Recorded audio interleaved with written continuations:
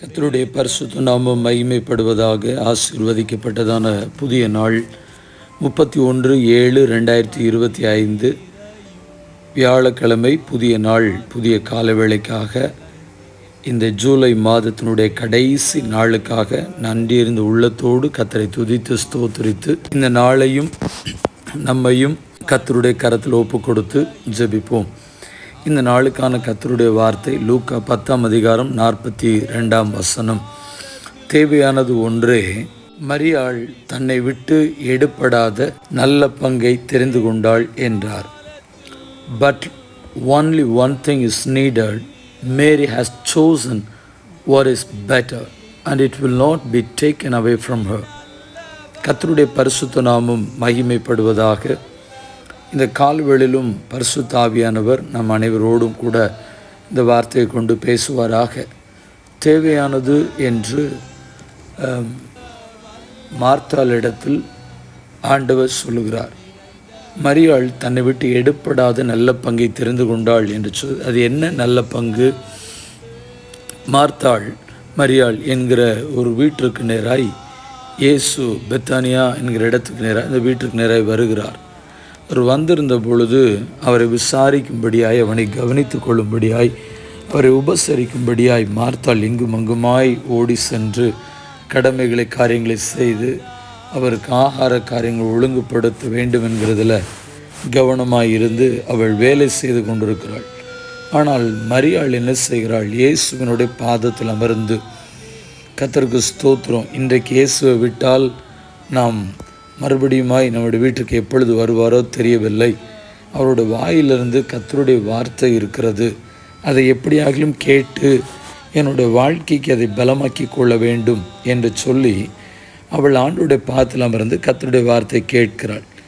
இதை பார்த்த மார்த்தாள் தான் சொல்லுகிறாள், ஆண்டவரே, நான் தனியாக இருந்து வேலை செய்கிறேனே, என்னுடைய சகோதரியாகி மரியாள் உம்மிடத்தில் இருக்கிறாளே, நான் தனியாக இருந்து வேலை செய்வதை குறித்து உங்களுக்கு கவலை இல்லையா என்று சொல்லி தேவனிடத்தில் அவள் துக்கப்படுகிறதையும் ஆதங்கப்படுகிறதையும் பார்க்க முடிகிறது. அப்போ தான் ஆண்டவர் சொல்கிறாரு, மார்த்தாளே, நீ பற்பல காரியங்களை குறித்து கவலைப்பட்டு கலங்குகிறாய். தேவையானது ஒன்று. அது என்னது? ஆண்டவருடைய பாதத்திலே அமர்ந்திருப்பது தான் ஒரு முக்கியமான ஒரு காரியமாக இருக்கிறது. இன்றைக்கும் அப்படி தான் அநேக நேரத்தில் நம்முடைய வாழ்க்கையில் பல காரியங்களை குறித்து நாம் கவலைப்படுகிறோம். கர்த்தருக்கு ஸ்தோத்திரம் உண்டாகட்டும்.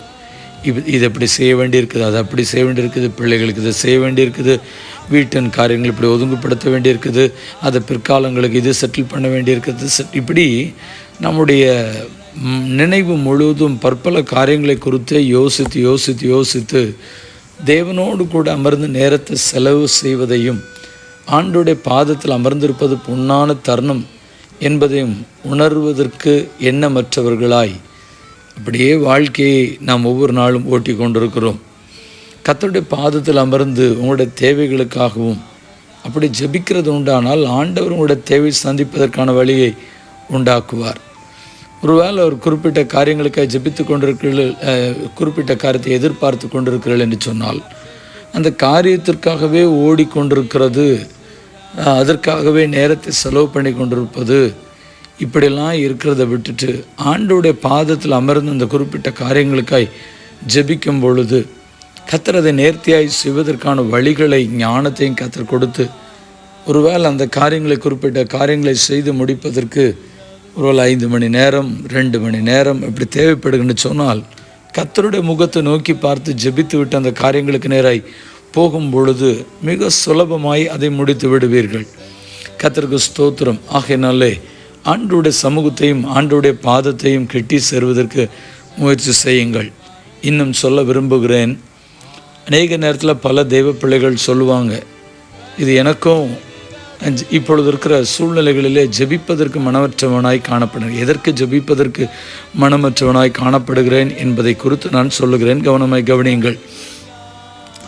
ஒருவேளை எங்களுடைய சபைகளிலும் சரி, அவர்களையும் சேர்த்து தான் சொல்லுகிறேன். 9th 10th ஸ்டாண்டர்ட் படிக்க வரும்பொழுது அவங்க உடனே சொல்கிறாங்க, 10th பப்ளிக் எக்ஸாம் எழுதணும், நல்லா படிக்கணும், நல்ல மார்க்ஸ் ஸ்கோர் பண்ணணும், கவர்மெண்ட் எக்ஸாம் எழுதணும், ஜெபம் பண்ணுங்க அப்படின்னு சொல்லுவாங்க. நாங்களும் பாரத்தோடு ஆதங்கத்தோடு அப்படிப்பட்ட பிள்ளைகளுக்காக ஜெபிப்போம். பிற்பாடு 10th எக்ஸாம் முடிஞ்சு நல்ல ரிசல்ட்டுக்காக ஜெபிக்க சொல்லுவாங்க, ஜெபித்தோம், நல்ல ரிசல்ட் வந்துச்சு.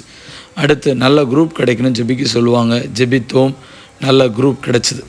அதுக்கப்புறம் கர்த்தருக்கு ஸ்தோத்திரம், இல்லை இப்போ 12th வந்துட்டாங்க, 12th பப்ளிக் எக்ஸாம் கண்டிச்சோம், ஜெபித்தோம், எக்ஸாம் எழுதுனாங்க, எல்லாமே நல்ல மார்க்ஸ் வந்துச்சு. திரும்ப நல்ல காலேஜுக்கு ஜோம்னு சொல்லுவாங்க, நல்ல காலேஜ் கிடச்சிது. காலேஜ் 3 இயர்ஸோ இல்லைனா 4 இயர்ஸோ முடிச்சதுக்கு பின்னாடி வாட் இஸ் நெக்ஸ்ட் அப்படின்னா, இல்லை எப்படியாவது கேம்பஸ் இன்டர்வியூவில் செலக்ட் ஆகணும், ஜோம் பண்ணுங்க அப்படின்னு சொல்லி கேம்பஸ் இன்டர்வியூ ஜெபி கிடைக்கணும்னு சொல்லி ஜோம் பண்ணோம். இப்போ கேம்பஸ் இன்டர்வியூ கிடச்சிது. எங்கே கிடச்சிது? சென்னையில் கிடச்சிது, பெங்களூரில் கிடச்சிது, அப்படி மற்ற கோயம்புத்தூரில் கிடச்சிது. இப்போ திருச்சபையின் விசுவாச பிள்ளைகள் எங்கே இருக்கிறாள் என்று சொன்னால், சென்னையிலையும் பெங்களூர்லேயும் கோயம்புத்தூர்லேயும் இப்படி போய் இல்லாவிட்டால் வெளிநாடுகளில் போய் செட்டில் ஆகி இன்றைக்கு ஜெபித்த தேவ ஊழியக்காரரை மறந்து, திருச்சபைகளை மறந்து, இன்றைக்கு ஆராதனைக்கு அவர்கள் போகிறதை கூட இன்றைக்கு குறைத்து கொள்வர்களாய் காணப்படுகிறார்கள். அப்படியானால் அப்படிப்பட்டவர்களுக்காக நாம் ஏன் ஜெபிக்க வேண்டும் என்கிற எண்ணங்கள் தான் உண்டாகிறது. ஒருவேளை அவள் ஜெபித்து நன்மைகளை பெற்று கர்த்தரை ஆசீர்வதித்து அந்த ஆசீர்வாதத்திலும் கர்த்தரை கனப்படுத்துவர்களாக இருந்து, ஒருவேளை அங்குள்ள இங்கேத்தான் வர முடியாவிட்டாலும் பக்கத்தில் நல்ல ஆவிக்குரிய சபைக்கு போகல என்று சொன்னால் அங்கேயும் இல்லை. கர்த்தருக்கு ஸ்தோத்திரம் உண்டாகட்டும். தேவையானது கர்த்தருடைய நாளில் கூட இன்றைக்கு சர்ச்சுக்கு போனீங்களா அப்படின்னு கேட்டால், இல்லை ஒர்க் ரொம்ப பிஸி, எனக்கு ஷிஃப்ட் இருந்துச்சு, எனக்கு டியூட்டி இருந்துச்சு அப்படின்னு சொல்லி பல தேவ பிள்ளைகள் அதை காரணம் காண்பிக்கிறார்கள். கர்த்தருக்கு ஸ்தோத்திரம். வேலைக்காக ஜெபிக்க சொல்வார்கள், வேலைக்கு ஜெபித்தோம், ப்ரைவேட்டில் வேலை செஞ்சாங்க. இப்போ ஆண்டவர் கிருபையினால் கவர்மெண்ட்டில் கிடச்சிது. கவர்மெண்ட்டில் கிடச்சதுக்கு பின்னாடி சபையில் நடக்கிற எந்த கூட்டங்களுக்கோ எந்த வார ஜபங்களுக்கோ கூட்டங்களுக்கு வருவதில்லை. சரி, உங்களுக்கு வேலை முடியல, மற்ற இடைப்பட்ட கூட்டங்களில் வேலை, அரசு துறையில் வேலை செய்கிறோம், வர முடியவில்லை. வேலை போக மற்ற நேரங்களில் வரலாமே, இரவு ஜபங்களில் பங்கு பெறலாமே, ஓகே, அதுவும் முடியாது. இப்பொழுது ஞாயிற்றுக்கிழமை வேலை வைத்து விடுகிறார்கள், அதற்கு முக்கியத்துவப்படுத்துவர்களாக இருக்கிறார்கள். கர்த்தருக்கு ஸ்தோத்திரம் உண்டாகட்டும். வேதம் சொல்கிறது தேவையானது ஒன்று. மரியாள் தன்னை விட்டு எடுப்படாத நல்ல பங்கை தெரிந்து கொண்டாள் என்பது கர்த்தருடைய சமூகம், கர்த்தருடைய பாதத்தில் அமர்வது. இதுதான் ரொம்ப முக்கியமான ஒன்றாய் இன்றைக்கு இருக்கிற சூழ்நிலைகளிலே நமக்கு காணப்படுகிறது என்பதை புரிந்து கொள்ளுங்கள். சில வசனங்களை உங்களோடு கூட நான் சொல்ல விரும்புகிறேன். கர்த்தருக்கு மகிமை உண்டாகட்டும். சங்கீதம் 16ஆம் சங்கீதம் 5-6 வசனங்களில் சங்கீதக்காரன் சொல்கிறார், கர்த்தர் என் சுதந்திரமும் என் பாத்திரத்தின் பங்குமானவர். என் சுதந்திரத்தை தேவரீர் காப்பாற்றுகிறீர். நேர்த்தியான இடங்களில் எனக்கு பங்கு கிடைத்தது. ஆம், சிறப்பான சுதந்திரம் எனக்கு கிடைத்தது. Lord have assigned me my portion and my cup. You have made my lot secure. The boundary lines have fallen for me in pleasant places. Surely I have a delightful inheritance. கர்த்தருக்கு ஸ்தோத்திரம் உண்டாகட்டும். அவர்தான் என்னுடைய வாழ்க்கையின் பங்கு, அவர்தான் என்னுடைய சுதந்திரம். நேர்த்தியான இடம் அது கர்த்தருடைய பாதம் என்பதை தேவ ஜனங்கள் புரிந்து கொள்ளுங்கள். சங்கீதம் 27ஆம் சங்கீதம் 4ஆம் வசனம் சொல்கிறது, கர்த்தரிடத்தில் ஒன்றை நான் கேட்டேன், அதையே நாடுவேன். நான் கர்த்தருடைய மகிமையை பார்க்கும்படியாகவும் அவருடைய ஆலயத்தில் ஆராய்ச்சி செய்யும்படியாகவும் நான் என் ஜீவனுள்ள நாளெல்லாம் கர்த்தருடைய ஆலயத்தில் தங்கியிருப்பதையே நாடுவேன். One thing I ask of the Lord, this is what I seek, that I may dwell in the house of the Lord all the days of my life, to gaze upon the beauty of the Lord and to seek Him in His temple. கர்த்தருக்கு மகிமை உண்டாவதாக. சங்கீதம் 73:25 சங்கீதக்காரன் சொல்லுகிறார், பரலோகத்தில் உம்மை அல்லாமல் எனக்கு யார் உண்டு ஆண்டவரே. கர்த்தருக்கு ஸ்தோத்திரம். பூலோகத்தில் உம்மை தவிர எனக்கு வேறு விருப்பம் இல்லை. Whom have I in heaven but you, and earth has nothing I desire besides you. கர்த்தருக்கு ஸ்தோத்திரம் உண்டாகட்டும். ஆண்டவர் தான் எனக்கு முக்கியம், ஆண்டோடைய சமூகம்தான் எனக்கு முக்கியம், ஆண்டோடைய பாதம் தான் எனக்கு முக்கியம். அதனால தான் யோசுவா 24ஆம் அதிகாரம் 15ஆம் வசனத்தை சொல்லி முடிக்க விரும்புகிறேன். கர்த்தரை சேவிக்கிறது உங்கள் பார்வைக்கு ஆகாததாய் கண்டால் பின்ன யாரை சேவிப்பீர்கள் என்று இன்று தெரிந்து கொள்ளுங்கள். நதிக்கு அப்புறத்தில் உள்ள உங்கள் பிதாக்கள் சேவித்த தேவர்களை சேவிப்பீர்களோ? நீங்கள் வாசம் பண்ணுகிற தேசத்தின் குடிகளாகிய எமோரியரின் தேவர்களை சேவிப்பீர்களோ? நானும் என் வீட்டாருமோ வென்றால் கர்த்தரையே சேவிப்போம் என்றான்.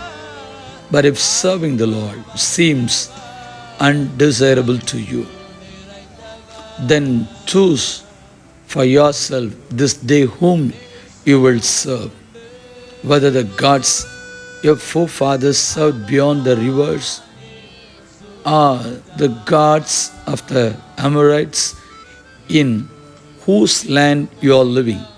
But as for me and my household, we will serve the Lord. As for me and my household, we will serve the Lord. நாங்கள் கர்த்தரை ஆராதிப்போம், சேவிப்போம். கர்த்தருடைய முகத்தை நோக்கி பார்த்து ஜெபிப்போமா? பரிசுத்தமுள்ள நல்ல தேவனே, இந்த ஆசீர்வதிக்கப்பட்டதான புதிய நாளுக்காக நன்றி. கடந்த மாதம் முழுவதும் கர்த்தர் எங்களை கண்ணின் மணி போல் பாதுகாத்து கடந்த 31 நாட்கள் கர்த்தர் எங்களோடு கூட இருந்து இந்த மாதத்தினுடைய கடைசி நாட்களுக்கு நிறைய வரும்படியாய் கர்த்தர் கொடுத்த கிருபைக்காக நன்றி. ஜூலை மாதம் முழுவதும் கூட இருந்தவர். ஆகஸ்ட் மாதத்திலும் கர்த்தர் எங்களோடு கூட இருந்து தீமைகளுக்கும் பொல்லாப்புகளுக்கும் நீங்களாக்கி தொடர்ந்து நாங்கள் செய்கிற இந்த மாதங்கள் முழுவதும் நன்றியாய் நாங்கள் ஜீவித்தது போல இந்த புதிய மாதங்களிலும் எங்களால் ஆன மட்டும் உம்முடைய பார்வையில் நின்று நன்றியாய் ஜீவிக்கவும் கர்த்தருக்கு ஸ்தோத்திரம் உண்டாகட்டும்.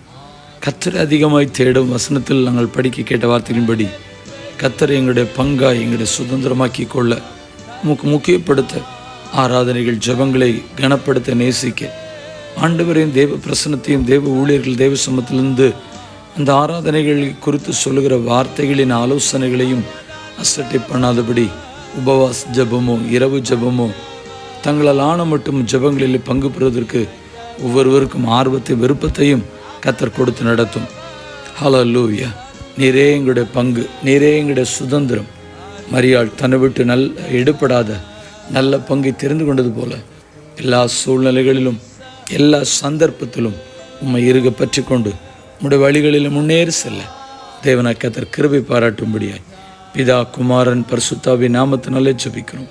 இந்த ஜெபத்தை என்னோடு கூட செய்கிற சிறு பிள்ளைகள், வாலிபர்கள், நடுத்தர வயது பெரியவர்கள், தேவனுடைய ஊழியக்காரர்கள், பரிசுத்தவான்கள் எல்லாரையும் உடைய கரங்களை கொடுக்கிறோம். ஒவ்வொருத்தரையும் ஆசீர்வதியும். இன்னும் அதிகமாய் ஆண்டோட பார்த்து நேரத்தை செலவு பண்ண கிருபை செய்யும். எங்கள் தேவனாய் கர்த்தர் நீர் அவ்விதமாய் செய்கிறபடி நன்றி செலுத்துகிறோம்.